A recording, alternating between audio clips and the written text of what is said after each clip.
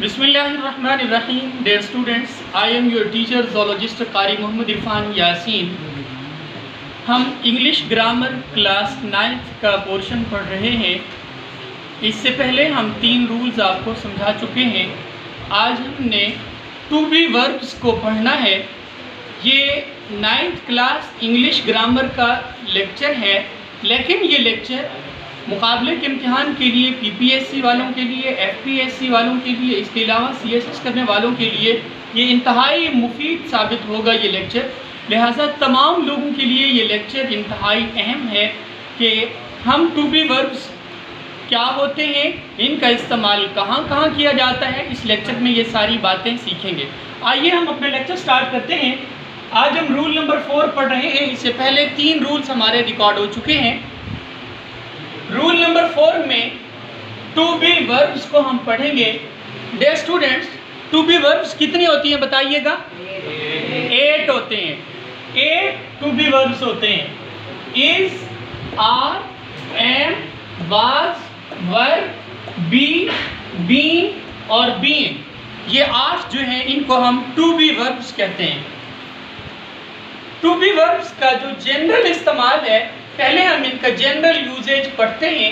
इनके तारुफ के तौर पे ये बातें हम पढ़ते हैं।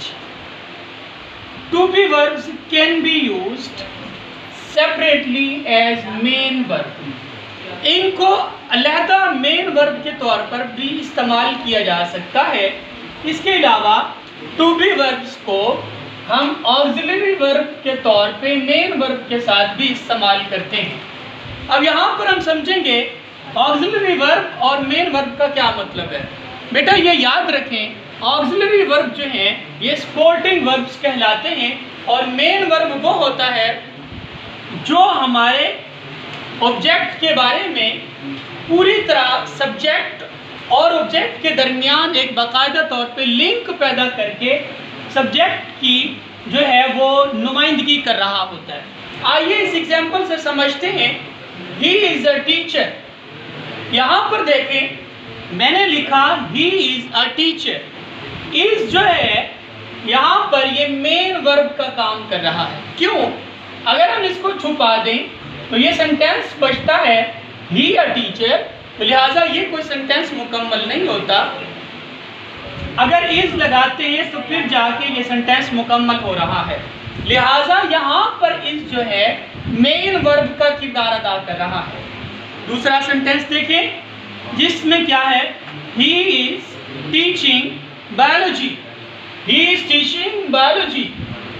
अब यहाँ पर देखें हमारे पास 2 वर्ड्स इस्तेमाल हुए हैं। एक तो ये है इज, दूसरा है टीचिंग। यहाँ पर इज जो है अगर मैं इसको हटा दूं तो ये सेंटेंस बनेगा ही टीचिंग बायोलॉजी, तो सेंटेंस कंप्लीट नहीं होता।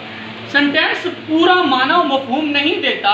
लिहाजा जब तक इसके साथ इज नहीं लगाऊंगा टीचिंग के साथ, ये सेंटेंस अपना मफहूम सही तरह से अदा नहीं करेगा।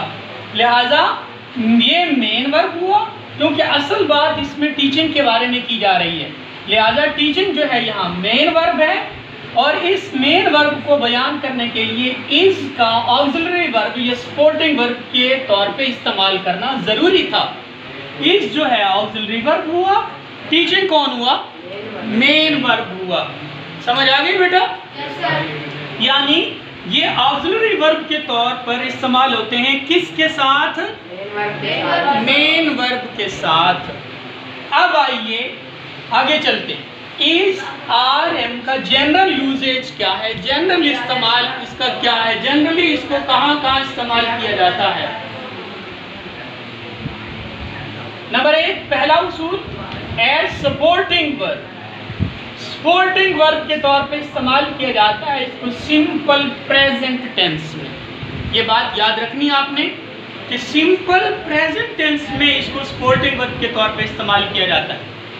दूसरा उसूल, टू बी वर्ब को हम इस्तेमाल करते हैं टू डिस्क्राइब अ पर्सन और थिंग इन प्रेजेंट। उस शख्स को या उस चीज़ को जिसको प्रेजेंट के ज़माने में बयान किया गया हो, प्रेजेंट टेंस में बयान किया गया हो।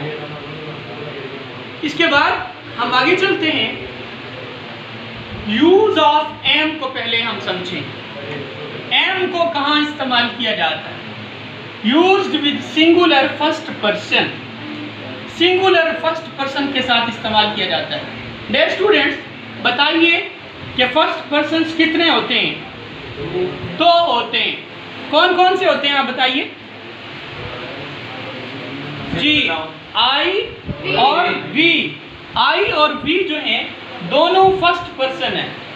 अब यहाँ पर एम का इस्तेमाल किसके साथ किया जाएगा? Used with singular first person. अब एक फर्स्ट पर्सन हुआ आई, दूसरा हुआ वी। सिंगुलर फर्स्ट पर्सन कौन सा होगा? आई। शाबाश, आई होगा। और प्लूरल फर्स्ट पर्सन कौन होगा? वी होगा। तो हम किसके साथ इस्तेमाल करेंगे एम का? सिंगुलर फर्स्ट पर्सन के साथ। यानी क्या मतलब? ये जो प्रोनाउन आई है इसके साथ हमेशा किसका इस्तेमाल होगा बेटा? एम का। एम का इस्तेमाल होगा। इसके बाद आगे चलते, एग्जाम्पल ली हमने, आई एम टीचर। अब यहाँ आई था, आई के साथ हमने किसका इस्तेमाल कर दिया? एम का इस्तेमाल कर दिया। I am teacher. आगे बढ़ते हैं जी, यूज ऑफ इज पढ़ते हैं। इसका इस्तेमाल कहाँ किया जाता है? एक बात और भी, एम के मीनिंग उर्दू में हूँ के होते हैं, हूँ, और इस के उर्दू में मीनिंग है के होते हैं। अब इसके इस्तेमाल पढ़ते हैं। इसका यूज्ड विद थर्ड पर्सन लेकिन सिंगुलर नाउन एंड प्रोनाउन। ये याद रखना है, थर्ड पर्सन कौन कौन होते हैं? कोई भी नाम हो, ही, शी, इट, ये कौन होंगे? थर्ड पर्सन होंगे। कौन होंगे? Third person. इनके साथ हमेशा किसका इस्तेमाल किया जाएगा? लेकिन एक बात यहाँ नोट कर लें कि सिंगुलर होना चाहिए, प्रोनाउन सिंगुलर होना चाहिए। अगर थर्ड पर्सन का प्रोनाउन सिंगुलर होगा, ही भी सिंगुलर प्रोनाउन है थर्ड पर्सन का, शी भी, इनके साथ हम किसका इस्तेमाल कर रहे हैं? इज का। इसी तरह इट के साथ भी किसका इस्तेमाल होगा? इज का। अब देखते हैं, इस को इस्तेमाल किया जा रहा है किसी नाम के साथ, ही के साथ, शी के साथ, इट के साथ इस्तेमाल किया जा रहा है। इसके बाद अगला उसको used with singular proper noun. अगर कोई ऐसा नाउन है जो सिंगुलर भी है और प्रॉपर भी है, याद रखें, सिंगुलर भी हो और प्रॉपर भी हो, ये दोनों बातें उसके अंदर हो, लेकिन तीसरी बात कि वो प्रेजेंट टेंस से हो, फिर उसके साथ हम किसका इस्तेमाल करेंगे? इज का। किसका? इज का। मिसाल के तौर पर हमने एग्जाम्पल ली, ताजमहल है, मुल्तान है, नूर महल है, बहावलपुर है। अब ये कौन सा सिंगुलर प्रॉपर नाउन है ये, इसलिए इनके साथ किसका इस्तेमाल किया जा रहा है? इज का इस्तेमाल किया जा रहा है। आगे चलते हैं, यूज ऑफ आर। आर के मीनिंग्स होते हैं। आर के मीनिंग्स क्या होते हैं? Used with third person plural pronoun they. Third person के साथ तो इस्तेमाल होगा, लेकिन कौन सा थर्ड पर्सन जो क्या होगा बेटा? प्लूरल होगा, प्लूरल प्रोनाउन होगा, और उसका प्रेजेंट टेंस से ताल्लुक होगा, सिंपल प्रेजेंट होगा। इसके साथ हम दे का इस्तेमाल करेंगे। दे को इस्तेमाल किया जाता है विद प्लूरल प्रोनाउन वी। अब आपने फर्स्ट पर्सन के कितने बताए थे? फर्स्ट पर्सन बताएं दो। कौन कौन से? आई और वी। आई कौन सा प्रोनाउन था? वो सिंगुलर प्रोनाउन था। और वी कौन सा? प्लूरल प्रोनाउन है। तो इसके साथ किसका इस्तेमाल होगा? आर का इस्तेमाल करेंगे।